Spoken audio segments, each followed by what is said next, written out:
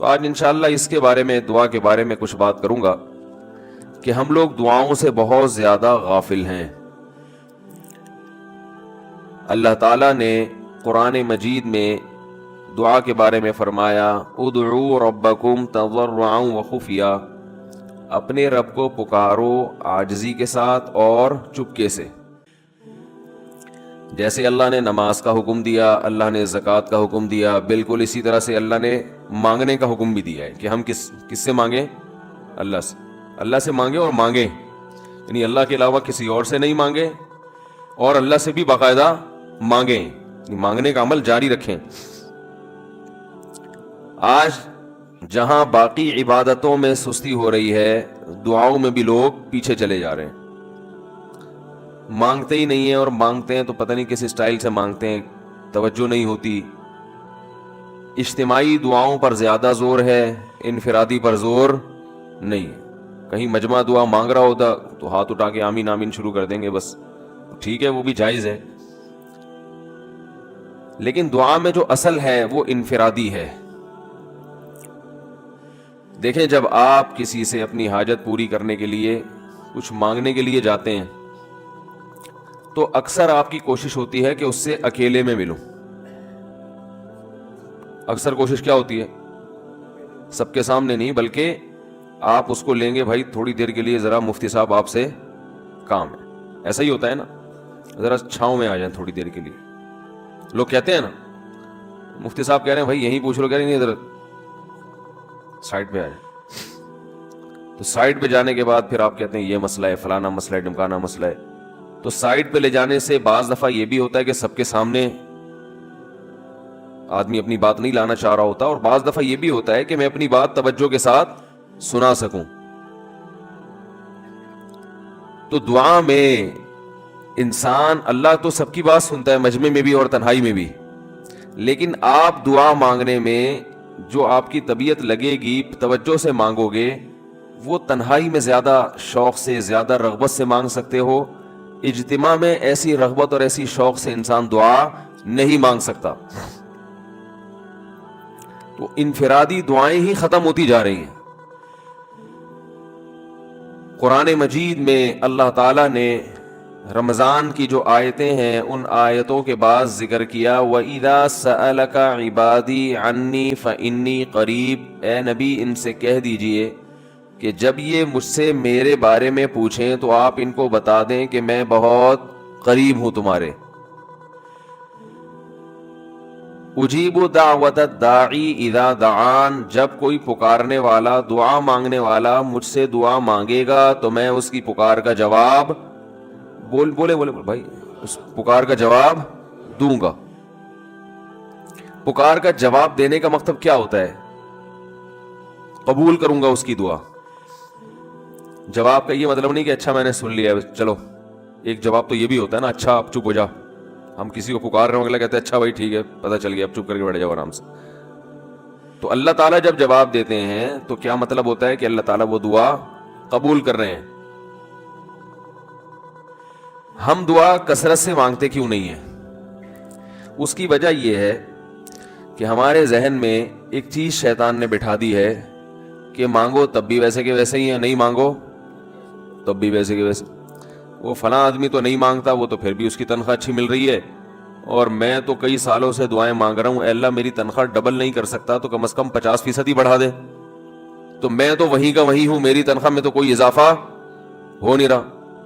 تو ہم تو دیکھتے ہیں کہ ادھر دعا مانگو کچھ بھی نہیں، سوائے ثواب کے کچھ بھی نہیں ملتا۔ یہ وہ چیز ہے جو انسان کو دعاؤں سے روکتی ہے۔ حالانکہ ہم پیغمبروں کی زندگی دیکھتے ہیں تو بات بات پر دعائیں مانگتے تھے، بہت کثرت سے، بہت زیادہ۔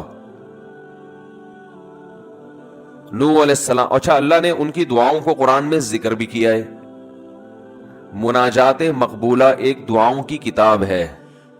حضرت مولانا اشرف علی تھانوی رحمہ اللہ تعالی نے قرآن اور حدیث کی دعاؤں کو ایک چھوٹی سی کتاب میں جمع کر کے ایک ہفتے پہ ڈیوائیڈ کر دیا ہے اس کو، کہ آپ روزانہ ان میں سے ایک حصہ پڑھیں گے تو پورا ہفتے میں وہ تقریباً تمام دعائیں کور ہو جائیں گی جو قرآن و سنت میں بیان کی گئی ہیں۔ وہ کتاب ضرور خریدیں، رکھیں اپنے پاس۔ मुनाजात मकबूला के नाम से।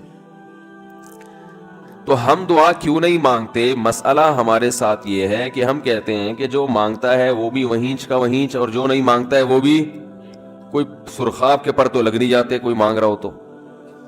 ये वो मसला है जिसकी वजह से लोग दुआएं मांगने में बुखुल से काम लेते हैं, जबकि पैगंबर कसरत से दुआएं मांगा करते थे, बहुत ज्यादा। जो पिछली आसमानी किताबें हैं उनमें लिखा हुआ है कि याकूब अलैहिस्सलातु वस्सलाम इतनी कसरत से दुआएं मांगा करते थे कि सजदे में जाके कि उनके ये जो घुटने हैं और सर में सख्त निशान बन चुके थे। वो जगह जमीन पे लग लग के सख्त हो जाती है ना, तो इतनी कसरत से दुआएं, इतनी कसरत से दुआएं। हमने जिन बुजुर्गों के साथ टूटा फूटा वक्त गुजारा, उनको देखा कि वो दुआ बहुत लंबी लंबी दुआएं मांगा करते थे, बहुत लंबी। हमारे शेख के सामने जब कोई आया करता था दुआ के लिए कहता तो हाथ उठाए बगैर वैसे ही उसको एक दुआ का जुमला कह दिया करते थे। तो किसी ने कहा कि आप हाथ उठा के इसके लिए दुआ क्यों नहीं मांगते? तो फरमाते थे कि जब मैं एक दफा हाथ उठा लेता हूं तो फिर इतनी आराम से नीचे गिराता नहीं, क्योंकि फिर अल्लाह के दरबार में अब हाथ उठा लिए तो फिर तो ऐसा उनका दिल लगता था, मांगते चले जाते थे, मांगते चले जाते थे। तो बात यह है कि जब ये यकीन पैदा हो जाए कि जिस खालिक ने हमें पैदा किया है और जिसने हमें मांगने का हुक्म दिया है, उसके सामने जब हाथ उठा के गिड़गिड़ाएंगे तो वो थोड़ा नहीं देख, वो दुआ लाजमी कबूल करेगा और वो लाजमी हमारी मांगी हुई चीजें हमें अता करेगा। ये जज्बा और ये नीयत जब इंसान में पैदा हो जाए तो फिर उसका दुआओं में दिल लगता है। कैसे नहीं लगेगा? आप सोचें कि आपको कोई बता दे कि ये जो सेठ साहब हैं बहुत बड़े, आप जाके इनसे मांगो, ये टाइम निकाल के बैठे हुए हैं, जितना मांगोगे, जो मांगोगे ये देंगे। तो अब आप बताओ, आप ये कहोगे कि मेरे पास मांगने का टाइम नहीं है? ऐसे मौके पे आप ये कहोगे? आप जाएंगे और बिस्मिल्लाह करके शुरू हो जाएंगे। आप बोलेंगे सर ये मुझे 10 फाइलें चाहिए बहरिया टाउन की। आप सोचोगे 10 नहीं मिली तो 9 तो मिल जाएंगी। सर मुझे ये भी चाहिए, मुझे ये भी चाहिए, मुझे ये भी चाहिए, और आपको यकीन हो कि ये दे रहा है। तो आप कभी भी कंजूसी से काम नहीं लो। फिर आप ये नहीं करोगे कि आप मांगते हुए जो है ना, उससे आप जब मांग रहे हो तो आप कभी उधर देख रहे हो, कभी उधर देख रहे हो, कभी नाक में उंगली घुमा रहे हो, कभी सर में खुजा रहे हो। कोई आके उस दौरान आपको छेड़ेगा तो आप कहोगे यहां से दफा हो जाओ। मैं काम कर रहा हूं, एक बंदा सखावत जोश में आया हुआ है अभी और फाइलें बहरिया टाउन की फ्री में बांट रहा है। उसने कहा भाई जितनी मांगोगे दे दूंगा और जो मांगोगे दे दूंगा, तो अभी तो मेरे पास टाइम कम है, मुकाबला बहुत सख्त है। और फिर उसमें आपको अल्फाज भी खुद ब खुद आ जाएंगे, किस तरह से समझाना है। मुख्तलिफ तरीकों से आप बात को घुमाओगे। सर प्लीज आप बात को समझा करें, मैं आपके पास आया हूं, आपको पता है मैं इधर भी जा सकता था, वो वसीम कबाड़िया का बिजनेस भी आजकल बहुत चल रहा है, मेरे पुराने अच्छे ताल्लुकात हैं, लेकिन मुझे पता था कि आप हैं, आप जैसा सेठ तो कोई है ही नहीं, और हर मुश्किल में आपने मेरी मदद की है। जो अल्फाज भी उसकी सखावत को उभारने वाले होंगे वो तमाम आप उस मौके पर उसके ऊपर उंडेल दोगे, पूरा देगचा भर के उसके ऊपर डाल दोगे आप। तो अल्लाह से जब मांगता है इंसान और उसको यकीन हो कि अल्लाह मेरी दुआ को पूरा करेगा, तो इस यकीन के साथ जब दुआ मांगी जाती है तो उसका स्टाइल कुछ और होता है, और एक फॉर्मेलिटी पूरी करने के लिए दुआ जब मांगी जाती है, जैसे कि हमारे यहां हो रहा है, तो उसका स्टाइल और अंदाज कुछ और होता है। हमारे यहां दुआ पढ़ी जाती है, मांगी नहीं जाती। रब्बना आतिना फिद दुनिया हसनतम व फिल आखिरति हसनतम व क़िना अज़ाबन्नार, आमीन। और क्या रब्बना ज़लमना अनफुसना व इल्लम तग़फिर लना व तरहमना लनकूनन्न मिनल ख़ासिरीन, आमीन। ये दुआ मांगी जा रही है या पढ़ी जा रही है? ये तो पढ़ी जा रही है, और आमीन भी पढ़ा जा रहा है उस पे। तो अल्लाह ने हमें ये नहीं कहा कि इक़राउ दुआ इंदा रब्बिकुम, अपने रब के सामने दुआएं पढ़ा करो। अल्लाह ने कहा उदउ, मांगो, पुकारो, मांगो उससे। भिखारी जैसे भीख मांगता है ना, लोग कहते हैं मांगने का क्या तरीका है? भाई जो भिखारियों से पूछो भीख मांगने का क्या तरीका है, भिखारी अक्सर अनपढ़ होते हैं, जो पढ़े लिखे भिखारी होते हैं फिर वो IMF से मांगते हैं, वो छोटी मोटी चीजें नहीं मांगते। भिखारी अक्सर क्या होते हैं? अनपढ़, जिनसे हमारा सुबह शाम वास्ता पड़ता है। तो ये किसी से भीख मांगने का तरीका सीख के आते हैं? बोलो ना भाई, किसी से तरीका सीख के आते हैं कि यार वो जरा फला बंदे से चंदा मांगना, जरा तरीका बताना। अगर कोई बताएगा भी तो वो कहेगा तू अपने पास रख, मुझे पता है मुझे जेब अपनी कैसे भरनी है। उस मौके पे जो उसकी हालत देख के ना वो अपना मुंह भी टेढ़ा बेड़ा करेगा, कपड़े भी फटे पुराने, और बहुत घुमाएगा बात को, ऐसे मुंह बनाएगा जैसे दुनिया में इससे ज्यादा गरीब और मोहताज कोई है ही नहीं। सहरी पानी से की है मैंने, घर में बच्चे भूख से भिलक रहे हैं, ऐसी कहानियां सुनाएगा, ऐसी कहानियां सुनाएगा।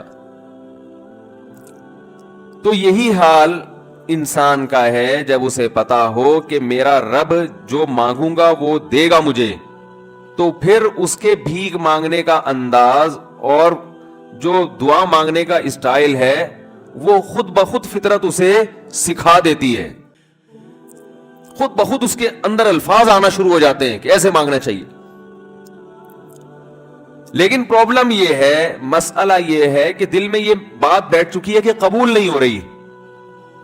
अजीब हदीस है, रसूलुल्लाह सल्लल्लाहु अलैहि वसल्लम ने इरशाद फरमाया कि अल्लाह बंदे की दुआ कबूल करते रहते हैं, वो मांगता रहता है कबूल होती रहती है, वो मांगता रहता है कबूल होती रहती है, यहां तक कि एक वक्त ऐसा आता है कि बंदा ये कहता है कि मैं मांग रहा हूं, कबूल तो हो नहीं रही। तो जब ये कहता है तो उस वक्त कबूल करना बंद कर देते हैं अल्लाह ताला। अल्लाह कहते हैं कि अगर तू ये समझ रहा है कि कबूल नहीं हो रही तो अब नहीं होगी। अब अजीब बात है या नहीं है ये हदीस? भाई वो बंदा कई साल से दुआएं मांग रहा था और फिर आखिर में आके कहता है कि कबूल तो हो नहीं रही, तो जाहिर है कुछ नहीं हो रही होगी, तभी तो कह रहा है ना। उसको ऐसा लग रहा होगा कि कबूल नहीं हो रही। भाई उसको ये लग रहा होगा कि नहीं, जो चीजें मांग रहा हूं वो तो मिल नहीं रही, तो तभी तो वो कहता है कि कबूल नहीं हो रही। तो सवाल पैदा होता है फिर अल्लाह कबूल करना बंद क्यों कर देते हैं?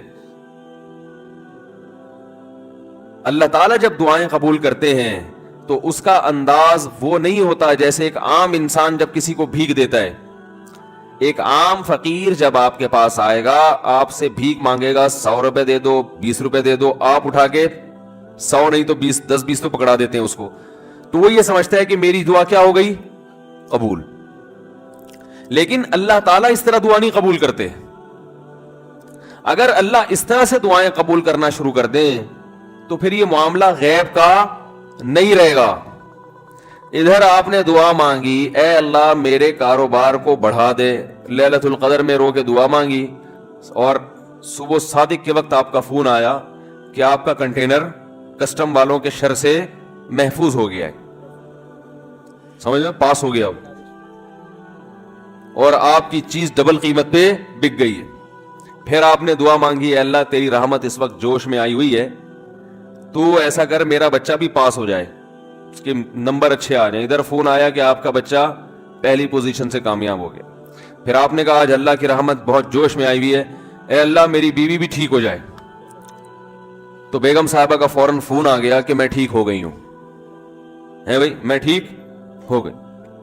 ए अल्लाह सास साहिबा बहुत दिनों से आके बैठी हुई हैं, जाने का नाम नहीं ले रही, फोन आ गया कि मैं चली गई हूं।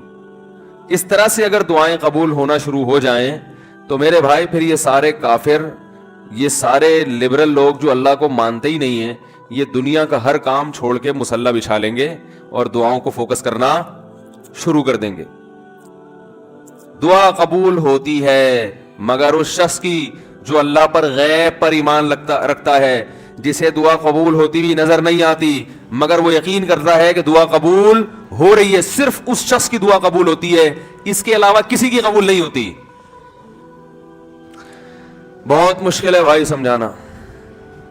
दुआ सबकी कबूल होती है का मतलब पता है? सबकी मतलब उन सब की कि जो ये यकीन रखते हैं कि कबूल होती भी नजर नहीं आ रही फिर भी कबूल हो रही है, इन लोगों की कबूल होती है दुआ। हदीस से पता चलता है। और असल में दुआ मांगते ही यही लोग हैं। अब आप कहेंगे भाई नजर तो आ नहीं रही, जब मैं जो चीज मांग रहा हूं वो मिल नहीं रही, तो क्या ऐसे कबूल का करना क्या है? ہے بھائی, یہ تو صرف مشورے مل رہے ہیں ہمیں کہ پھر بھی مانگتے رہو. تو ہم نے, وہ ایک فقیر تھا نا, ایک سیٹھ صاحب کے پاس آیا, کہنے لگا کہ بھائی ذرا کچھ پیسے مل جائیں گے, گھر میں ضرورت ہے. تو اس نے کہا اتنے ہٹے کٹے ہو کے بھیک مانگتے ہو, شرم نہیں آتی؟ تو اس نے کہا فی الحال میں نے آپ سے بھیک مانگی ہے, مشورہ نہیں مانگا. جب مشورہ مانگوں تو اس وقت مشورہ دے دینا کہ بھیک مانگنا میرے لیے مناسب ہے یا نہیں ہے. بھائی ابھی میں آپ سے پیسے مانگ رہا ہوں, مشورے کے لیے پھر کوئی اور ٹائم انشاءاللہ رکھ لیں گے, اس میں آپ سے مشورہ لوں گا کہ میرے جیسے آدمی کو بھیک مانگنا مناسب ہے یا نہیں. تو آپ کے ذہن میں بھی یہ خیال آ رہا ہوگا کہ ہم اللہ سے دعا مانگتے ہیں اور اللہ کی طرف سے جو چیز جو ہم مانگ رہے ہیں وہ تو مل نہیں رہی, بلکہ اللہ کی طرف سے مشورے مل رہے ہیں کہ مانگتے رہو, قبول ہو رہی ہے. تو ہوتی بھی تو نظر نہیں آ رہی. کیا خیال ہے بھائی؟ ہوتی, قبول ہوتی بھی نظر تو نہیں آ رہی. تو یاد رکھیں, دعا تو لازمی قبول ہوتی ہے. اگر آپ کو قبول ہوتی بھی نظر نہیں, دعا قبول ہونے کے انداز مختلف ہیں. اللہ تعالیٰ کے جس طرح سے قبول کرتے ہیں نا, وہ عام لوگوں کی طرح نہیں آپ کو چیزیں پکڑا دیتے. یہ تو غیب سے معاملہ ختم ہو جائے گا.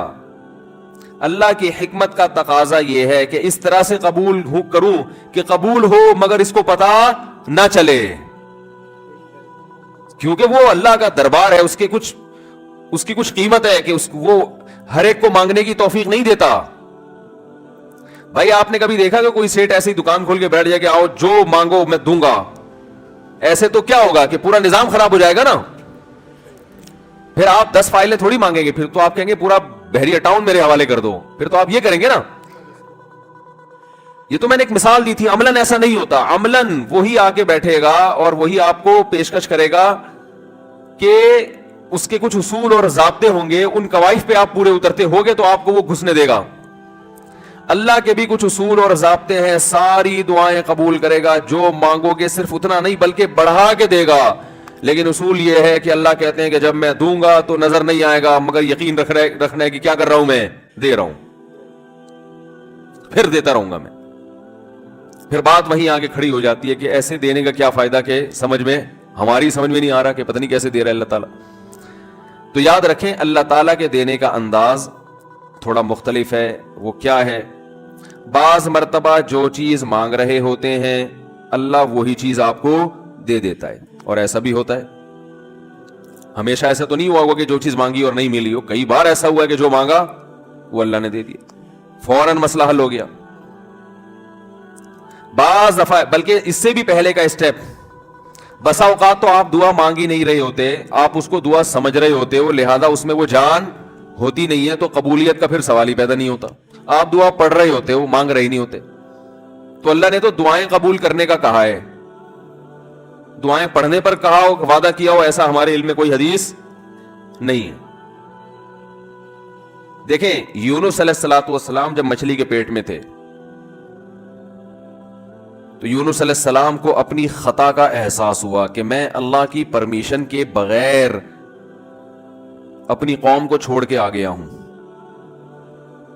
ان کو احساس ہو گیا, تبھی اللہ نے مجھے مچھلی کے پیٹ میں ڈال دیا ہے.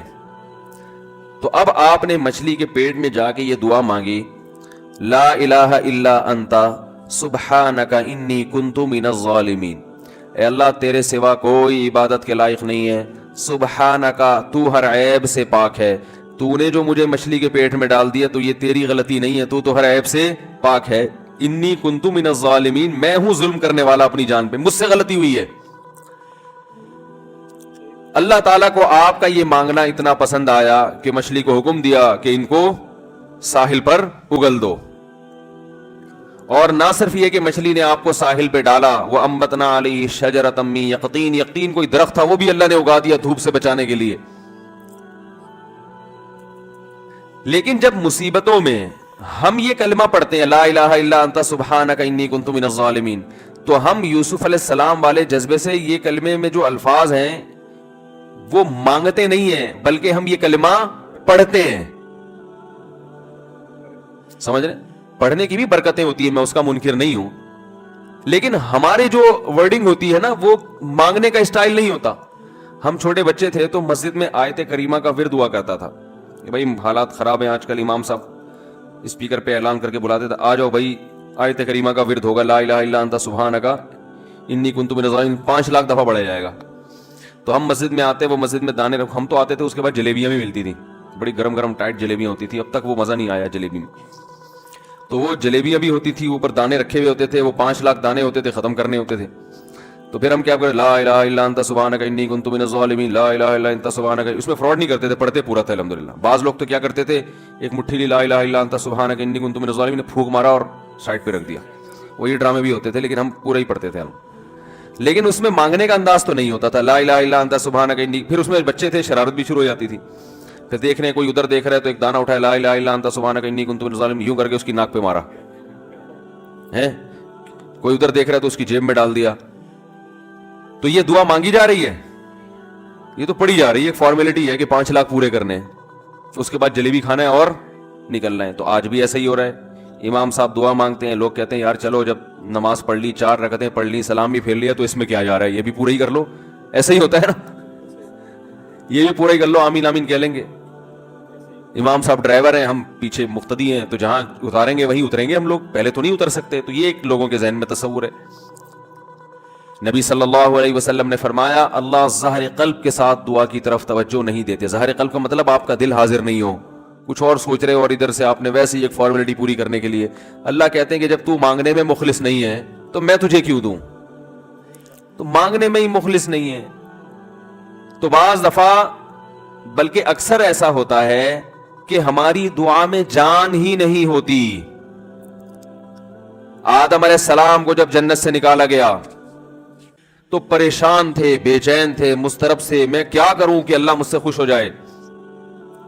اس بے چینی میں الفاظ نہیں آ رہے سمجھ میں. فتلقى آدم من ربه کلمات, اللہ فرماتے ہیں اللہ نے آدم کے دل میں کلمات ڈال دیے ان کی بے چینی کو دیکھ کر کے, اس طرح سے مجھے مانگو. جب انسان اخلاص کے ساتھ دعا مانگتا ہے تو الفاظ کا القاء کہاں سے ہوتا ہے, اللہ کی طرف سے وہ القاء ہونا شروع ہوتا ہے. اللہ کہتے ہیں اس طرح سے مانگ. حضرت حکیم اختر صاحب رحمہ اللہ تعالیٰ نے ایک واقعہ بیان کیا. فرمایا کہ ایک شخص نے حرم میں, انہوں نے دیکھا یا کسی اور بزرگ نے دیکھا کہ حرم میں ایک شخص اللہ سے دعا مانگ رہا ہے گناہوں کی معافی کے لیے, اور اللہ سے کہہ رہا ہے کہ اے اللہ اگر تو میرے گناہ معاف کر دے گا تو بھی خوش ہوگا, اور تیرے حبیب محمد صلی اللہ علیہ وسلم بھی خوش ہوں گے کہ ایک آدمی کی بخشش ہو رہی ہے, اور تیرا یہ بندہ بھی خوش ہو جائے گا. اور اگر معاف نہیں کرے گا تو بھی خوش نہیں ہوگا, کیونکہ اللہ کو جہنم میں ڈال کے خوشی تو ہوتی نہیں ہے بندوں کو. اور تیرے حبیب محمد صلی اللہ علیہ وسلم کو پتہ چلے گا, وہ بھی خوش نہیں ہوں گے, اور میں بھی خوش نہیں ہوں گا. شیطان خوش ہوگا جو تیرا دشمن ہے. اب خود سوچ لے, تو اپنے دشمنوں کو خوش کرنا چاہتا ہے, یہ اتنے سارے ہیں بھائی, اتنے سارے دوست ہیں تیرے, ان کو ناراض کر کے تو خوش کس کو کر رہا ہے, اپنے. تو جو تیرا بھی دشمن ہے, میرا بھی دشمن, اور تیرے حبیب محمد صلی اللہ علیہ وسلم کا بھی دشمن ہے. تو دیکھو کیسے الفاظ ہیں اس کے. تو ایسا کہ بظاہر بخشش کے علاوہ کا آپشن چھوڑا ہی نہیں. کیا خیال ہے؟ حجاج ابن یوسف بڑا ظالم تھا, بڑا ظالم. موت کا جب وقت آیا, تھے یہ لوگ ایمان والے, چاہے ظالم تھے, بدعمل تھے, لیکن اللہ پر ایمان بہرحال رکھتے تھے. ان کو پتا تھا کہ میں غلط کر رہا ہوں. جب موت کا وقت آیا تو کہنے لگا کہ اے اللہ لوگ کہتے ہیں کہ تو مجھے نہیں بخشے گا, لوگ کہتے ہیں کہ میرے جیسے گناہگار کو تو نہیں بخش سکتا. بڑے عجیب الفاظ ہیں, اللہ کی رحمت کو جوش دلا رہا ہے کہ تو ایسا کر کے دکھا دے, یعنی کچھ ایسا کر کے دکھا دے کہ جو تیرے بارے میں لوگ گمان کر رہے ہیں وہ گمان کیا ہو جائے. یہ بالکل ایسے ہے جیسے کوئی بہت بڑا سیٹ ہو, آپ اس سے بہت زیادہ بڑا قرضہ مانگنے کے لیے جائیں جو کہ عام طور پر نہیں ملتا, لیکن آپ اس کو جوش دلا رہے ہو کہ لوگ کہتے ہیں کہ تو اتنا بڑا قرضہ نہیں دے سکتا, تو آج تو اپنی سخاوت دکھا دے کہ میں اتنا بڑا قرضہ بھی دے سکتا ہوں. تو مرتے ہوئے کیا کہنے لگا کہ اللہ یہ پبلک کہہ رہی ہے کہ تو مجھے نہیں بخش سکتا, یعنی یہ تیری رحمت کو چیلنج کر رہی ہے کہ اتنے بڑے گناہگار کو نہیں بخشے گا اللہ, تو آج کیا کر لے, تو یہ دکھا دے اپنی رحمت سے کہ میں اتنے بڑے گناہگار کو بھی معاف کر سکتا ہوں. اب پتہ نہیں اللہ نے معاف کیا نہیں کیا, وہ تو اللہ کا معاملہ اور حجاج بن یوسف کا معاملہ, لیکن علماء کہتے ہیں یہ اس نے الفاظ بڑے ڈینجرس کہے ہیں مرتے وقت. ڈینجرس کا مطلب یعنی دوسرے معنی میں ایسے ہے کہ اس نے اللہ کی عرش کو ہلا دیا ہوگا. اللہ کو مانگنا اتنا پسند ہے. پہلی بات تو یہ ذہن میں رکھیں کہ اس سے بڑی کوئی عبادت نہیں ہے دعا سے, اور دعا سے مشکل کوئی عبادت نہیں ہے. نماز پڑھنا آسان ہے, زکات دینا آسان ہے, روزہ رکھنا بھی آسان. سب سے مشکل کام کیا ہے؟ دعا مانگنا. اسی وجہ سے ہم نے جن لوگوں کو دیکھا کہ وہ واقعی دیندار ہیں, اللہ والے ہیں, ہم نے صرف انہی کو دعائیں مانگتے ہوئے دیکھا ہے. عام لوگوں کو ہم نے دعاؤں کو اتنا فوکس کرتے ہوئے نہیں دیکھا. وہ دوسری چیزوں کو زیادہ فوکس کرتے ہیں, دعاؤں پہ زیادہ زور نہیں ہوتا ان کا. وظیفوں پہ تو ہوگا صبح شام, یہ والا اتنی دفعہ, وہ والا اتنی دفعہ, وہ بھاگ گئی واپس آ جائے اس کے لیے اتنی دفعہ, وہ جا نہیں رہی اس کے لیے اتنی دفعہ. یہ وظیفوں پہ تو ہوگا زور. ایسے ہوتا ہے نا ہاتھ اٹھا کے اللہ سے گڑگڑا کے مانگا جائے, یہ چیزیں کم. میں جب حج پہ گیا تو اپنے شیخ مرشد کے ساتھ تھا. پہلے ہی ہم نے ان کو دیکھا تھا, بہت زیادہ دعائیں مانگتے ہیں وہ, بہت زیادہ ان کو دعاؤں میں دل لگتا ہے, بہت دعائیں مانگتے ہیں. تو مجھے کسی نے بتایا کہ یہ جب بیت اللہ کو دیکھتے ہیں تو اتنی لمبی دعا مانگتے ہیں کھڑے کھڑے کہ تم ان کے ساتھ ٹھہر نہیں سکتے. میں نے کہا کیوں نہیں ٹھہر سکتے, ہم جوان ہیں, ان کی عمر زیادہ ہو گئی اور ان کو کچھ بیماریاں بھی ہیں. تو میں نے کہا ہو جائے مقابلہ پھر, ٹھیک ہے نا, دیکھتے ہیں کون زیادہ لمبا ٹھہر لیتا ہے. تو جب بیت اللہ پہنچے, ان کی نظر بیت اللہ پہ پڑی, ذرا قریب گئے. یہ جو کہتے ہیں نا بیت اللہ پہ نظر پڑتے ہی وہیں ٹھہر جاؤ شروع ہو جاؤ, ایسا نہیں ہے. بیت اللہ پہ اگر نظر پڑی ہے آپ کی تو کوئی بات نہیں, اور قریب چلے جائیں. کوئی دوسرا عمل کرنے سے پہلے دعا مانگیں. پہلی نظر کا مطلب یہ ہوتا ہے کہ جب نظر پڑی ہے تو اب طواف شروع کرنے سے پہلے یا کوئی دوسرا عمل کرنے سے پہلے آپ جا کے دعا مانگیں. تو وہ دور سے نہیں بلکہ جتنا قریب جا کے مانگیں اتنا زیادہ اچھا. لوگ کیا کرتے ہیں, یوں منہ نیچے کر کے جا رہے ہوتے ہیں کہ پہلی نظر پڑ گئی تو پھر دعا کا موقع نکل جائے گا, تو یوں وہ ٹکرا بھی جاتے ہیں. کچھ نہیں ہوتا, نظر پڑ جائے تو اور تھوڑا قریب جائے, قریب جا کے دعا مانگے. تو ان کو ہم نے دیکھا کہ انہوں نے دعا مانگنا شروع کی, میں بھی کھڑا ہو گیا ساتھ میں, ہم نے کہا چلو ہم بھی مانگتے ہیں. تو وہ اتنی دیر تک حالانکہ کمر میں بھی تکلیف, بیماریاں بھی ہیں, شوگر بھی ہے, تو بالآخر میں نے ہتھیار ڈال دیا. میں نے کہا میں اتنی دیر کھڑا نہیں ہو سکتا. اور میں پھر اب بیٹھتے ہوئے شرم بھی آ رہی تھی کہ وہ بولیں کہ میری عمر زیادہ ہے اور یہ دیکھو ابھی جوان, شادیاں تو کرتا رہتا ہے, تو یہ کیا شادیاں کرے گا جو کھڑا نہیں ہو سکتا اتنی دیر. تو وہ اتنی دیر ہو گئی تو میں بیٹھ گیا واقعی. تو کئی ایسے ہمارے اکابر گزرے ہیں, بزرگ گزرے ہیں, 1 گھنٹہ 2 گھنٹہ 3 گھنٹہ. مرکز میں, تبلیغی مرکز میں کسی نے بتایا کہ ایک بزرگ کو میں نے دیکھا صبح اشراق کے وقت دعا مانگنا شروع کی ہے اور ظہر کی نماز میں اٹھے. اشراق کے وقت دعا مانگنا شروع کی اور کب اٹھے؟ یہ وہ لوگ تھے جن کا دعاؤں میں دل لگتا تھا. اب بتائیں دعا مشکل عبادت ہے یا نہیں ہے؟ حضرت عمر رضی اللہ تعالی عنہ کا قول ہے, فرماتے ہیں کہ مجھے اس بات کی پرواہ نہیں ہوتی کہ میری دعا قبول ہو رہی ہے کہ نہیں ہو رہی, مجھے اس کی فکر رہتی ہے کہ دعا مانگنے کی توفیق مل رہی ہے کہ نہیں مل رہی. کیونکہ اللہ جب ناراض ہوتا ہے نا کسی سے, مانگنے کی توفیق چھین لیتا ہے اللہ تعالیٰ. اور مانگنے کی توفیق دی ہوئی, اس کا مطلب اگر ناراض ہے بھی تو اتنا زیادہ نہیں ہے, تھوڑا بہت ہے, وہ تلافی چاہتا ہے کہ آپ کر لو. مانگنے کی توفیق ملنا اس کی علامت ہے کہ اللہ اگر ناراض بھی ہے تو بہت زیادہ نہیں روٹھا ہوا, بلکہ اس نے سوری کا آپشن دیا ہوا ہے کہ چلو مانگ کے اپنا منا لو, مجھے کسی بھی طریقے سے راضی کر لو. دعا کا اس قدر فائدہ ہوتا ہے انسان کو, اس قدر فائدہ ہوتا ہے. آپ مانگنا شروع کریں, زندگی چینج ہونا شروع ہو جائے گی, آپ کی زندگی میں تبدیلی آنا شروع ہو جائے گی.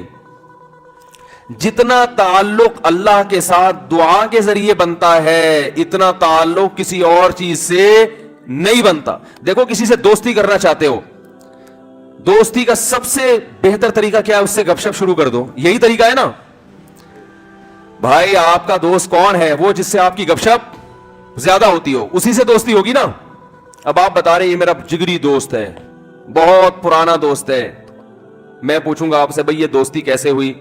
یہ دوستی بھائی ایسے ہوئی کہ میں جس کالج میں پڑھتا تھا وہیں یہ بھی یہی پڑھتا تھا, تو کیا کرتے تھے آپس میں, کوئی بات چیت ہوتی؟ نہیں, بات چیت تو نہیں ہوئی کبھی زندگی میں, تو پھر دوستی کیسے ہو گئی؟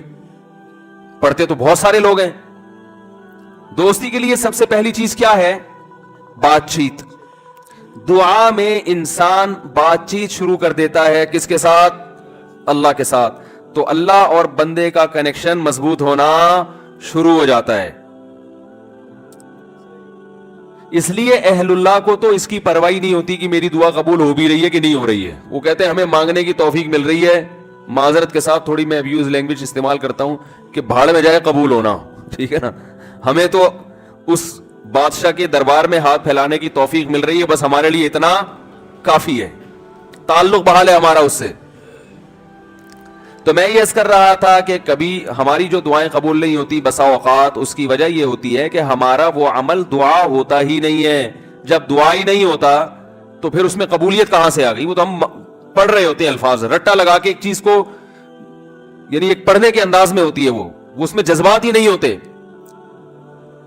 جذبات کن لوگوں کے ہوتے ہیں؟ امام بخاری رحمہ اللہ تعالی کی سوانے پڑھیں آپ, بچپن میں نابینا ہو گئے, والدہ تو آپ کو بڑا علم سکھانا چاہتی تھی, پریشان کہ اللہ یہ تو میرا بچہ ہی نابینا ہو گیا.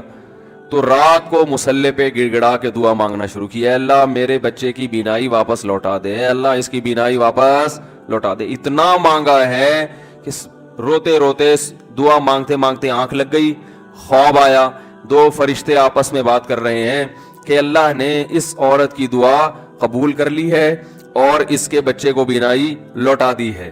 جب آنکھ کھلی ہے تو دیکھا کہ بچے کی بینائی واپس لوٹ چکی تھی, بینائی واپس لوٹ چکی تھی. ہندوستان میں ایک بزرگ تھے, رمضان نام تھا ان کا, یہاں کراچی ہجرت کر کے آ گئے تھے ہندوستان سے. تو جو کوئی اس طرح کے بڑے لوگ ملتے تھے نا, جو بھی نیک ہوں پرہیزگار ہوں, تو میں ان سے تھوڑا سا انٹرویو لیتا تھا کہ آپ نے کوئی ایسی کوئی واقعہ دیکھا ہو, کوئی کرامت دیکھی. انہوں نے اپنا بڑا دلچسپ واقعہ سنایا. فرماتے ہیں کہ میں نے اپنی آنکھوں سے دیکھا کہ ہندوستان کے ایک علاقے میں جو بلوائی تھے نا, جو بلوا کرنے والے ہندو تھے, انہوں نے, دہشت گردوں نے مسلمانوں کے علاقوں پہ حملہ کر دیا. مسلمان بہت تھوڑے تھے, مقابلہ نہیں کر سکتے تھے. کہتے ہیں کہ ایک بزرگ تھے وہیں کہیں مظاہر علوم کے یا دیوبند کے. مقصد میرا یہ نہیں ہے کہ کوئی دیوبند کے علاوہ کوئی بزرگ نہیں ہوتا, وہ چونکہ واقعہ ان کا اس لیے, لوگ اس پہ بھی کہتے ہیں کہ اپنے مسلک کو وہ کرنا ہے, وہ اتفاق سے تھے وہاں کے, تو اس لیے میں نے بول دیا. تو وہ مکان کی چھت پہ کھڑے ہو گئے اور اللہ سے دعا مانگنے لگے. بہت گڑ گڑا کے دعا مانگی انہوں نے کہ اللہ ان لوگوں کے شر سے ہمیں بچا لے. تو یہ جو واقعہ سنانے والے تھے نا, انہوں نے مجھے خود بتایا, کہتے میں نے اپنی آنکھوں سے دیکھا کہ گھوڑوں پہ آسمان سے فرشتے نازل ہو رہے ہیں اور ان کے ہاتھ میں بڑی بڑی راڑیں ہیں, گزند ہیں, اور وہ زمین پہ نازل ہو کر انہوں نے ان بلوائیوں کے خلاف حملہ کر دیا, مارا ان کو. میں نے جب یہ واقعہ ایک دفعہ بیان کیا تو یوٹیوب پہ جب یہ واقعہ گیا تو اس علاقے کے جو مسلمان تھے ان کے کمنٹس آئے کہ یہ واقعہ یہاں پر ہوا ہے اور اس گاؤں میں ہوا ہے. نہیں آ رہی بات سمجھ میں؟ تو یہ کیا ہے؟ دعا مانگنے والے کی جو دعا ہے نا اس میں طاقت تھی, وہ مانگ رہا تھا گڑ گڑا کے. آپ نے دیکھا ہوگا آج کل ہم نماز استسقا پڑھتے ہیں, بارش پھر بھی نہیں ہوتی. عموماً ایسا ہی چل رہا ہے سسٹم جو چل رہا ہے نا, نماز استسقا پڑھ رہے ہیں, بارش نہیں ہو رہی, تو اللہ سے اچھی امید رکھتے ہیں کہ قبول ہوتی ہوں گی دعائیں. لیکن پہلے دعائیں نماز استسقا کی فوراً قبول ہوتی تھی اور ان کا ظاہر بھی قبول ہوتا تھا. یہ ہم نے بھی اپنے بڑوں سے بھی سنا. میری دادی نے, اللہ ان کی مغفرت کرے, خود بتایا, انہوں نے بتایا کہ ہندوستان میں جب بارشیں برسنا ختم ہو جاتی تھی تو مظاہر علوم سے, دیوبند سے علماء کی ایک جماعت نکلتی تھی, سہارنپور سے, اور عورتیں, بچے, مرد, بوڑھے سب ان کے ساتھ نکل کے میدان میں جاتے تھے. خود انہوں نے اپنا واقعہ سنایا, کہہ رہے ہم جاتے تھے میدان میں بوسیدہ کپڑے پہن کے. نماز استسقا میں یہی ہے نا کہ بوسیدہ کپڑے پہن کے جاؤ, اپنے مواشی کو بھی لے کر جاؤ اور شہر سے باہر جاؤ اور دھوپ میں اللہ سے گڑ گڑا کے دعائیں مانگو. تو کہتے ہیں ہم جب جایا کرتے تھے بارش کی دعا مانگنے کے لیے تو اتنا یقین ہوتا تھا کہ بارش ہوگی کہ تمبو ساتھ لے کر جاتے تھے کہ جب بارش ہوگی نا تو وہاں دیگیں پکیں گی اور کھانا کھایا بھی جائے گا, خوشی میں کھلایا بھی جائے گا. تو وہ کھانے کا سامان گھر سے لے کر جایا کرتے تھے. انہوں نے بتایا کہ ہم نے خود دیکھا ہے کہ نماز استسقا کے لیے دعائیں ہو رہی ہیں اور آسمان پہ بادل آئے اور بارش برسنا شروع, اور ہم سب کیا کر رہے ہیں؟ تمبو لگا کے کھانا کھا رہے ہیں خوشی میں. یہ میں نے خود سنا. نمازی تھی ماشاءاللہ, پرہیزگار تھی, مولانا عبد الرحیم رائے پوری رحمۃ اللہ علیہ سے بیعت بھی تھی وہ. یہ اس لیے فضائل سنا رہا ہوں کہ بھائی امید ہے کہ انشاءاللہ جھوٹ نہیں بولا ہوگا انہوں نے. وہ جھوٹ کیوں بولیں گی بھائی, ان کو کوئی پیسے مل رہے تھے. یہاں ہمارے پڑوس میں, یہی اسی مسجد میں سامنے ایک ڈاکٹر صاحب رہا کرتے تھے, آپ کو معلوم ہوگا, یہاں ایک ڈاکٹر صاحب رہتے تھے نا سامنے والے گھر میں. ان کے والد صاحب بھی بوڑھے آدمی تھے, اللہ تعالیٰ اگر زندہ ہیں تو اور عمر میں برکت دے, انتقال ہو گیا تو اللہ ان کی مغفرت کرے. میرے سے بڑی گپ شپ تھی ان کی. مجھے بس یہ کہتے تھے آپ اتنے پتلے کیوں ہیں. اب تو میں تھوڑا موٹا ہو گیا تھا, بہت ہی پتلا تھا. کہہ رہے ہیں آپ مولوی ہو کے اتنے باریک سے کیوں ہیں. وہ ایسی گپ شپ میں مذاق کرتے تھے. تھے جڑے ہوتے ہیں نا کچھ زندہ دل قسم کے, لاہور کے تھے, پنجاب کے اصل. تو انہوں نے بھی, ان سے بھی گپ شپ ہوتی تھی. انہوں نے بھی ایسی, میں نے ان کو بتایا کہ ہماری دادی سے ہم نے سنا کہ وہاں ہندوستان میں جب جایا کرتے تھے نماز استسقاء کے لیے تو بارش ہو جاتی تھی. آپ نے کبھی ایسا دیکھا؟ انہوں نے کہا ہم نے خود اپنی آنکھوں سے دیکھا. انہوں نے اپنے 2 واقعات سنائے. ایک انڈیا کا, وہ انڈیا کے پنجاب سے ان کا تعلق تھا. کہنے لگے کہ ایک مرتبہ بارش رک گئی تو ہم بارش کے لیے یعنی دعا مانگنے کے لیے نماز استسقاء کے لیے گھر سے نکلے. سنت یہ ہے کہ نماز استسقاء میں آپ ایک تو آبادی سے دور جائیں, نمبر 2 تھوڑے بوسیدہ کپڑے پہن کے جائیں, سب جائیں, بچے بھی جائیں, عورتیں بھی جائیں, مرد بھی جائیں, بوڑھے بھی جائیں, سب لوگ جائیں, اور بہت لمبی دعا مانگی جائے, بہت اطمینان کے ساتھ دعا مانگی جائے. تو وہ کہتے ہیں کہ ہم جب نکل کے جا رہے تھے تو ہندو یہ کہہ رہے تھے یہ موسلے بارش برسانے جا رہے ہیں. ہندوؤں کو اتنا یقین تھا, موسلے کہتے ہیں نا, موسلی ہندو زیادہ تر موسلے ہی کہتے ہیں مسلمانوں. تو کہہ رہے تھے کہ یہ کیا کرنے جا رہے ہیں, موسلے بارش برسوانے جا رہے ہیں. کہتے ہیں کہ جب گئے ہیں دعا مانگی ہے, انتہائی شدید گرمی. آج نماز استسقاء بھی ایئر کنڈیشن ہال میں ہوتی ہے, اور توبہ ووبہ کا تو کوئی تصور ہوتا ہی نہیں ہے, کوئی گناہوں سے توبہ بھی کرے. وہ تو یہی ہوتا ہے, اللہ میں پھر فلم دیکھوں گا, جیسی بارش ہوگی تو میں کیا دیکھوں گا جا کے. تو گناہ سے تو قرآن کیا کہتا ہے, یا قوم استغفروا ربکم, گناہوں سے معافی مانگو, یرسل السماء علیکم مدرارا, آسمان سے موسلا دھار بارشیں برسائے گا. تو نماز استسقاء کا جو کانسیپٹ تھا وہ یہ تھا کہ آپ اللہ سے اپنے تمام گناہوں کی معافی مانگیں. تو گناہوں کی معافی کا تو ہمارے ذہن میں ہی نہیں ہوتا, اور وہ امام پہ ڈال دیتے ہیں جو بیچارہ دعا مانگ رہا ہے نا کہ اس کی وجہ سے قبول نہیں ہوئی. وہ تو اخلاص سے مانگ رہا ہوتا ہے. مسجد کا امام جو ہے وہ پبلک میں ایسے ایسے ماشاءاللہ بدماشوں کی کثرت ہوتی ہے. کوئی بہن کی وراثت کھا کے بیٹھا ہے, کوئی یتیم کا مال دبا کے بیٹھا ہوا ہے. چلو اب دبا لیا, مال کھا لیا, اب توبہ تو کرنا کہ اللہ میں واپس دے دوں گا. وہ نہیں ہوتا, اللہ میں قحط سے مر جاؤں, بارش نہ ہو کوئی مسئلہ نہیں ہے, میں مر جاؤں گا قحط سے, مگر میں بہن کا پلاٹ واپس بولو بھائی نہیں کروں گا. تو پھر کہاں بارش ہوگی میرے بھائی. اللہ کہہ رہے ہیں تم بدماشی چھوڑنے کے لیے تیار نہیں ہے. تو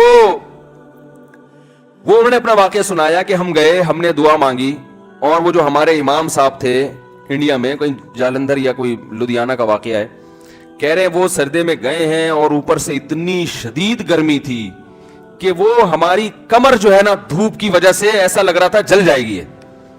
مگر امام صاحب جو سردے میں جا کے روئے اور پبلک کو رلایا انہوں نے کہ اللہ جب تک بارش برسے گی نہیں یہاں سے ہم ہلیں گے نہیں. یہ اب دیکھیں جس کو اطمینان ہوگا وہ اتنی دیر تو سردے میں پڑا رہے گا, ورنہ وہ کہے گا یار کچھ ہونے والا تو ہے نہیں, خام خامے کمر جلا کے آ جاؤ. کہہ رہے ہیں وہ انہوں نے گڑ گڑائے ہیں, وہ ایسا گڑ گڑائے, اور کمر ہماری جل جل کے لگ رہا تھا کہ وہ خراب ہی نہ ہو جائے. اور پھر انہوں نے مجھے خود سنایا واقعہ, کہتے ہیں ہم نے دیکھا کچھ دیر ہوئی ہے, اس کے بعد گہرے بادل آئے ہیں اور وہیں بارش برسنا شروع ہو گئی. اور کہہ رہے جب تیز بارشیں ہوئی ہیں تو ہم جب واپس آ رہے تو ہندو ہنس رہے اور کہہ رہے تھے یہ موسلے بارش برسوا کے آ رہے ہیں. ہندوؤں کو بھی یقین ہوتا تھا یہ موسلے بڑے تیز ہیں. آج کا جو موسلہ ہے میرے بھائی ہم جیسے نالائقوں پر مشتمل ہے, تو پھر ہم اپنی ذمہ داری پوری نہیں کر رہے. اللہ کہتے تمہیں یقین نہیں ہے, تو پتہ نہیں کیا کر رہا ہے یہاں بیٹھ کے, ادھر توجہ. میں نے تو دیکھا ہے دعا مانگتے مانگتے نا جیب میں چیک کر رہے ہوتے ہیں کتنے پیسے پڑے ہوئے, 50,000 کا تو ہے نا, وہ خراب تو نہیں ہوا, آمین, پھر وہ تھوڑی دیر میں یہاں کھو جائے گا, پھر ادھر کھو جائے گا.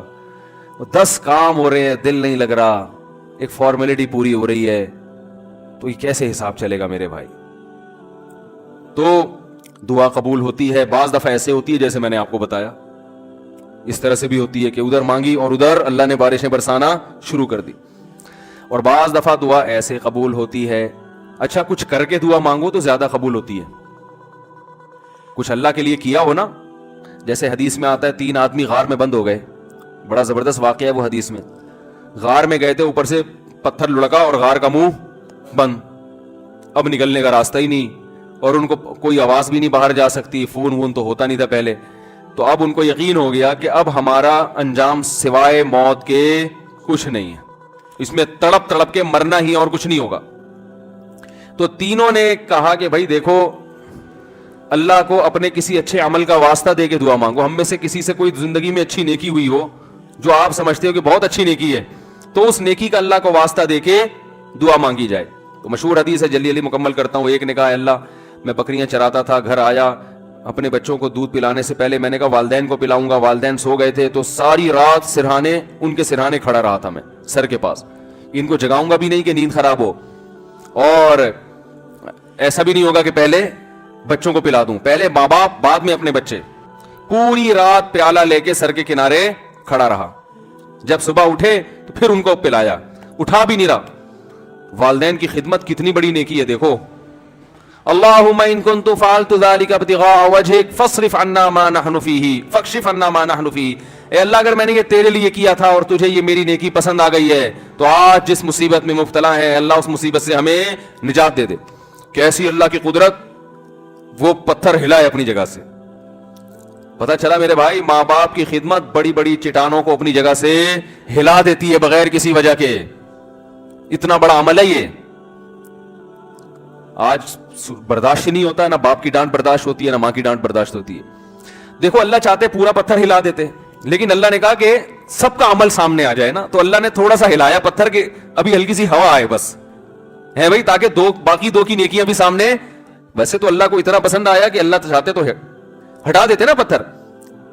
دوسرے نے دعا مانگی, اے اللہ میں اپنی چچا بہن پہ عاشق تھا, اس سے زنا کرنا چاہتا تھا, وہ موقع نہیں دیتی تھی, بہت سخت عشق والی محبت تھی, بالآخر قحط پڑا, سب کچھ ختم ہو گیا, تو وہ میرے پاس آئی روٹی کے لیے. تو میں نے اس سے کہا ایک شرط پہ تجھے راشن دوں گا کہ تو میری حرام خواہش کو پورا کر, اور بالآخر مجھے اس پر قدرت ہوئی.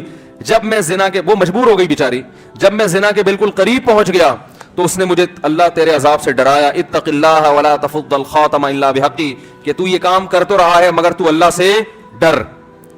اللہ میں اس حالت میں کہ مجھے اس پر مکمل قدرت ہو چکی تھی اور میں عرصے سے تلاش میں تھا کہ یہ میری دسترس میں آئے, آج جب مجھے موقع ملا اور بالکل قریب پہنچ گیا زنا سے, تو اس نے مجھے کہا اللہ سے ڈر, تو اللہ میں تیرے خوف سے پیچھے ہٹ گیا. ان کنت فعلت ذلک ابتغاء وجہک, اے اللہ صرف تیرے لیے کیا تھا, اگر تو اس عمل کو قبول کرتا ہے تو آج جس مصیبت میں مبتلا ہیں اس مصیبت سے ہمیں نجات دے دے. حدیث میں آتا ہے پتھر مزید تھوڑا سا لڑک گیا, اور کیا ہے کہ دھوپ بھی آنا شروع, ہوا بھی, لیکن ابھی نکل نہیں سکتے تھے کیونکہ اللہ تیسرے کا عمل بھی سامنے لانا چاہتا تھا. تیسرے نے کہا اللہ میں فلاں شخص کے پاس مزدوری کیا کرتا تھا, مزدوری چھوڑ کے چلا گیا, ایک مزدور تھا میرے پاس, مزدوری لیے بغیر وہ چلا گیا, تو اس کی جمع پونجی سے میں نے کاروبار کیا, بہت کاروبار بڑھ گیا. بہت عرصے کے بعد وہ آیا تو اس نے کہا میری جو مزدوری تھی دے دو. تو میں نے کہا بھائی تیرے پیسے سے میں نے یہ بزنس کیا, یہ سینکڑوں اونٹ, گائے, بیل, بکریاں, یہ سب تیری ہیں. وہ بھی ایسا نیمبو نچوڑ کم بخت ساری چیزیں اٹھا کے لے گیا. وہ اتنی معاملات میں آج کل کون صاف ہوتا ہے کہ بھائی تمہارے پیسوں سے کیا تو لے جاؤ. تو وہ بھی لے گیا, تو میں نے بھی دے دیا. میں نے کہا اللہ میں حرام کا نوالا نہ جائے میرے پیٹ میں, تو اللہ اگر میں نے تیرے لیے کیا تھا تو جس مصیبت میں مبتلا ہوں اس مصیبت سے ہمیں نجات دے دے. حدیث میں آتا ہے پتھر مزید لڑکا ہے, فخرجوا یمشون, بڑے آرام سے باہر نکل گئے. تو دیکھو اس سے پتا چلتا ہے اللہ کے لیے کچھ قربانی دی ہو تو پھر دعائیں ٹھا کر کے قبول ہوتی ہیں. جو لوگ بینک کی ملازمت چھوڑ دیتے ہیں, بڑی قربانی ہے, ان کی دعائیں بہت تیزی سے قبول ہوتی ہیں. داڑھی رکھنے کا ماحول نہیں ہے لیکن آپ رکھ لو اللہ کے لیے, دعائیں انشاءاللہ تیزی سے قبول ہونا. بولو نا بھائی کیا جا رہا ہے, کیوں قبول ہوتی ہے بھائی؟ سارا دن اللہ کے لیے, سارا دن اللہ کے لیے بھوک پیاس کو برداشت کیا, تو اب اللہ کہتے ہیں تو نے میرے لیے قربانی دی, اب تو مانگ جو مانگے گا میں تجھے عطا کروں گا. حج میں دعائیں کیوں قبول ہوتی ہیں؟ 6-7 لاکھ روپے آپ کے خرچ ہوئے, آپ اتنی دور گئے, آپ نے وہاں دھکے کھائے, تو عرفات کے دن ایسی دعائیں قبول ہوتی ہیں. حدیث میں آتا ہے شیطان خاک سر پہ ڈالتا ہے کہ آج میری پورے سال کی محنت برباد ہو گئی ہے. لیکن ہم نے دیکھا ہے عرفات میں بھی دعائیں نہیں مانگ رہے لوگ, وہاں بھی ایک اجتماعی دعاؤں کا ماحول بنایا ہوا ہوتا ہے, ایک آدمی بیٹھا بس آمین آمین لگا رہے ہیں. بھائی وہاں تو کم از کم کچھ جا کے کچھ الگ سے اللہ سے گڑگڑا کے مانگ لو, دل لگاؤ اس دعا میں. دعائیں قبول ہوتی ہیں صفا و مروہ کی پہاڑیوں پر. وہاں حضرت ہاجرہ نے ایک عمل کیا تھا نا, کتنی بڑی قربانی دی تھی کہ ایک ایسی زمین نہ جہاں گھاس کا تنکا, وہاں اللہ کے لیے قربانی دے کر اپنے بچے کے ساتھ رہنا شروع کیا. اور پھر آزمائش آئی اللہ کی طرف سے, بچہ ایڑیاں رگڑ رہا ہے, پانی کا نام و نشان نہیں ہے, لیکن وہ اللہ سے شکایت نہیں کر رہی کہ اللہ تو نے تو مجھے مروا دیا, کہاں لا کے میرے شوہر نے مجھے ڈال دیا. بھاگ رہی ہیں ادھر سے ادھر, ادھر سے ادھر. کیسا اللہ کی رحمت کو جوش آیا کہ میرے لیے قربانی دی, اب میں تجھے ضائع نہیں ہونے دوں گا.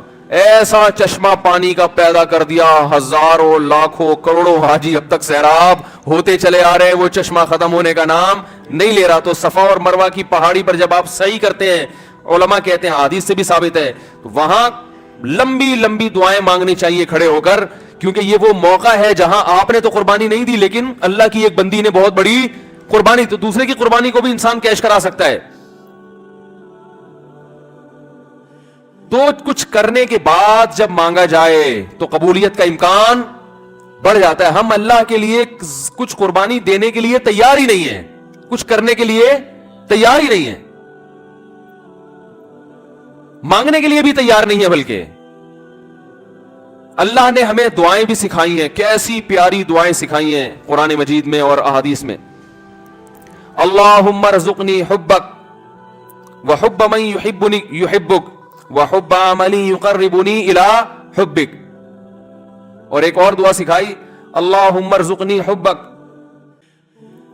اللہم ارزقنی حبک وحب من ينفعنی حبہ عندک, اللہم فکما رزقتنی مما احب فاجعلہ قوة لی فیما تحب وما زویت عنی مما احب فاجعلہ فراغا لی فیما تحب. ہم لوگ دعائیں بھی عجیب عجیب چیزوں کی مانگ رہے ہوتے ہیں. کیسے پیارے الفاظ سکھائے, اے اللہ تو مجھے اپنی محبت دے دے, میرے دل میں کیا کر دے, اپنی محبت ڈال دے. وحب من ينفعنی حبہ عندک, اور ان لوگوں کی محبت بھی یا ان چیزوں کی محبت دل میں ڈال دے کہ جن سے محبت کرنے سے تیری محبت میں مزید ترقی ہو جائے. ایسی چیزوں کی محبت دل میں ڈال دے کہ ان کی محبت کا فائدہ ہو آخرت میں, اور تیری محبت میں اضافہ ہو جائے. جیسے والدین کی محبت, بیوی بچوں کی محبت, اس سے اللہ کی محبت اور بڑھتی ہے نا, یہ تو اللہ کا حکم ہے. علماء کی محبت, نیک عمل کی محبت. اللہم فکما رزقتنی مما احب, اے اللہ تو نے جو مجھے میری محبوب چیزیں عطا کی ہیں تو فجعلہ قوۃ لی فیما تحب, تو ان کو ذریعہ اور وسیلہ بنا دے اپنی محبت میں اضافے کا.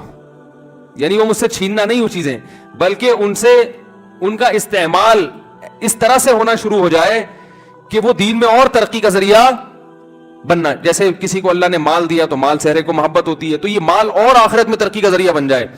وما زویت عنی مما احب, اور جو میری محبوب چیزیں تو نے مجھے نہیں دی, میں چاہتا تھا لیکن نہیں ملی, تو ان کا نہ ملنا تیری محبت میں ترقی کا ذریعہ بن جائے. کیسے عجیب الفاظ ہیں دیکھو. اور یہ کس نے بتائے, ایک امی نے جو نہ لکھنا جانتے اور نہ پڑھنا جانتے. یہی ہوتا ہے نا, کچھ چیزیں آپ کو مل جائیں گی, آپ کی پسند کی کچھ نہیں ملیں گی, تو اللہ جو پسند کی چیزیں مل گئی ہیں ان سے بھی آخرت میں ترقی ہو جائے, جو نہیں ملی ان کا نہ ملنا آخرت میں ترقی کا ذریعہ بن جائے. ہر چیز گھوم کے کہاں آ رہی ہے, اللہ کی ذات کی طرف. تو بھائی رمضان کی چند گھڑیاں باقی ہیں, کچھ وقت نکال کے اللہ سے گڑگڑا کے. علماء کہتے ہیں روزانہ 24 گھنٹے میں ایک ٹائم ایسا ہونا چاہیے کہ جس میں آپ روز ایک وقت اللہ سے تفصیل سے گڑگڑا کے دعا مانگ کے معمول بنائیں اپنا. بات سمجھ میں آ رہی ہے بھائی کہ نہیں آ رہی؟ روزانہ 24 گھنٹے میں کم از کم ایک وقت, وہ سب سے افضل وقت ہے رات کا آخری حصہ. اگر اس ٹائم نہ ہو سکے تو جو وقت آپ کو ملے, لیکن مانگنا ضرور ہے. اور یہ یقین کر لینا ہے کہ جس کے سامنے ہاتھ پھیلا رہے ہیں وہ محروم نہیں کرتا. نبی صلی اللہ علیہ وسلم نے فرمایا, ان اللہ لا یستحیی, اللہ تعالیٰ کو اس سے حیا آتی ہے, ان یردہما خائبین, کہ جب کوئی بندہ اس کے سامنے ہاتھ پھیلائے تو اللہ اس کو خائب و خاسر واپس لوٹائے. اس بات سے اللہ کو حیا آتی ہے. تو وہ قبول ہوگی, یا تو اللہ وہی چیز عطا کر دیں گے, یا اللہ تعالیٰ اس کا کوئی نعم البدل عطا کر دیتے ہیں. وہ نعم البدل عطا ہوتا ہے تو آپ کو وہ چیز نظر نہیں آ رہی ہوتی, نعم البدل کو آپ سمجھتے ہی نہیں کہ نعم البدل ہے. اور بعض دفعہ اللہ ایسا کرتے ہیں کہ جو چیز آپ مانگ رہے ہیں وہ نہیں ملتی، لیکن کوئی مصیبت آنے والی ہوتی ہے جو اللہ آپ سے ٹال دیتے. آپ کہہ رہے ہیں کہ اللہ اس مریض کو شفا دے دے، وہ ٹھیک نہیں ہو رہا، وہ دوسرا بھی مرنے والا تھا، وہ دوسرے پر بیماری حملہ کرنے والی تھی، اللہ نے اس کو حملے سے روک لیا. کتنا بڑا فائدہ ہو گیا. اور بعض دفعہ یہ ہوتا ہے کہ جو چیز آپ مانگ رہے ہیں وہ نہیں ملتی، لیکن اس مانگنے سے جو مقصد تھا وہ مقصد مل جاتا ہے. آپ کو کوئی پریشانی آئی، آپ دعا مانگ رہے ہو اللہ وہ پریشانی ٹال دے، اللہ نے وہ پریشانی تو نہیں ٹالی، لیکن اس کی وجہ سے جو آپ کا دل پریشان ہو رہا تھا وہ دل کی پریشانی کو دور کر دیا. تو مقصد حاصل ہو گیا کہ نہیں ہو گیا؟ ارے آپ مانگ رہے تھے اللہ غربت دور کر دے، تو غربت کی وجہ سے ٹینشن ہو رہی ہے نا، اللہ نے ٹینشن دور کر دی، تو پیسے سے مقصد ہے. ہو غریب مگر مزہ ویسے آ رہا ہے جیسے مالداروں کو آتا ہے. بہت مشکل ہے سمجھانا، کیا کریں یار. ہو غریب مگر اندر سے دل کیا ہو گیا؟ مالدار ہو گیا. سکون وہ ملے گا جو اللہ نے مالداروں کو بھی عطا نہیں کیا ہوگا، ویسا سکون مل جائے گا. آپ بیماری میں دعا مانگ رہے ہو اللہ شفا دے دے، شفا تو نہیں ملی مگر اسی بیماری پر اطمینان نصیب ہو گیا جو ایک صحت مند آدمی کو ہوتا ہے، صبر نصیب ہو گیا. اور کچھ نہیں تو آخرت کے میں اللہ کے بینک میں یہ دعا کیا ہو جاتی ہے؟ جمع ہو جاتی ہے، اور آخرت میں اس کا اجر ملے گا. ایک روایت میں آتا ہے جب بندہ دیکھے گا اپنے عمل کو قیامت کے دن، اے اللہ یہ اتنی ساری چیزیں میرے لیے گفٹ، یہ کیا؟ اللہ کہیں گے یہ تیری وہ دعائیں ہیں جو آخرت کے لیے ہم نے اسٹاک کر دی تھیں. وہ کہے گا کاش میری کوئی دعا بھی قبول نہ ہوئی ہوتی. تو میرے بھائی اہل اللہ اس لیے مانگتے ہیں. اور دیکھو ایک آخری بات کہ قبول نہ کرنا کس کا کام ہے؟ اللہ کا. دیکھو جب ہم کوئی بیمار ہوتا ہے تو ہم کہتے ہیں یار اس کو ہاسپٹل میں ایڈمٹ کرواؤ، جو اپنی ذمہ داری ہوتی ہے آپ وہ پوری کرتے ہیں. اب آپ نے جب ڈاکٹروں کے حوالے کر دیا تو ایک تسلی ہو جاتی ہے نا کہ یار ہمارا جو کام تھا ہم نے کر دیا ہے، اب ہم کیا کریں، اب تو ڈاکٹروں کے حوالے ہے، یا وہ علاج کرتے ہیں تو ٹھیک ہے، نہیں کرتے تو ابھی ان کا ہیڈیک ہے، ہم کیا کر سکتے ہیں. اب تو تسلی تو ہو جاتی ہے نا. تو مسلمان جب اللہ کے دفتر میں فائل جمع کرا دے، معاملے اٹکے ہوئے آپ نے اللہ کے آفس میں فائل جمع کرا دی کہ میں نے اپنا کام کر لیا، گڑ گڑا کے دعا مانگ لی ہے، تو مسلمان کو بھی ایک تسلی ہو جاتی ہے کہ بھائی اب اللہ کے حوالے ہے، وہ قبول کر لے تو بھی ٹھیک ہے، نہیں کرے تو وہ انشاءاللہ اب فیصلہ کس کے حق میں ہوگا؟ میرے حق میں، کیونکہ اللہ تعالیٰ ضائع نہیں کرتا اپنے بند. تسلی ہو جاتی ہے کہ اب یہ دعا قبول ہو تو بھی ٹھیک ہے، قبول نہ ہو تو بھی ٹھیک ہے. تو دعا سے مسلمان کو کیا ملتا ہے؟ اطمینان ملتا ہے، سکون ملتا ہے. تو ادعوا ربکم تضرعا وخفیا، اللہ فرماتے ہیں چپکے سے مانگو اور عاجزی اور انکساری کے ساتھ مانگو. اللہ تعالیٰ سے دعا ہے کہ اللہ ہمیں دعاؤں کا مانگنے والا بنا دے. اور سب سے زیادہ پتہ ہے کیا مانگنا ہے رمضان میں؟ ہدایت کی دعا مانگنی ہے. میرے گناہ چھڑوا دے اللہ مجھ سے. لیلۃ القدر میں جو دعا ہے اللہم انک عفو تحب العفو فاعف عنا، اے اللہ معاف کر دے. تو کیا مطلب؟ کس چیز سے معاف؟ میرے گناہ معاف کر دے. تو مطلب یہ ہے کہ میں آئندہ نہیں کروں گا، معاف کر دے. ہم یہ دعا مانگ رہے ہوتے ہیں کہ اللہ کرتا تو رہوں گا میں موت تک لیکن تو معاف کر دے. تو ایسا نہیں ہوتا میرے بھائی. ایسا کریں گے تو کوئی بھی نہیں آئے گا نا. اب اللہ کی طرف کون آئے گا پھر جب اسی طرح بدماشی میں ہی اللہ خوش ہے؟ تو نہیں خوش ہوتا اللہ تعالیٰ ایسے. تو اللہ سے توبہ کی توفیق مانگی جائے. اللہ میں ان گناہوں کے دلدل میں پھنس چکا ہوں، تو مجھے اس دلدل سے نکال لے. تو یہ بھی زیادہ مانگنی چاہیے دعا. اللہ تعالیٰ ہماری تمام دعاؤں کو، حاجات کو پورا کرے.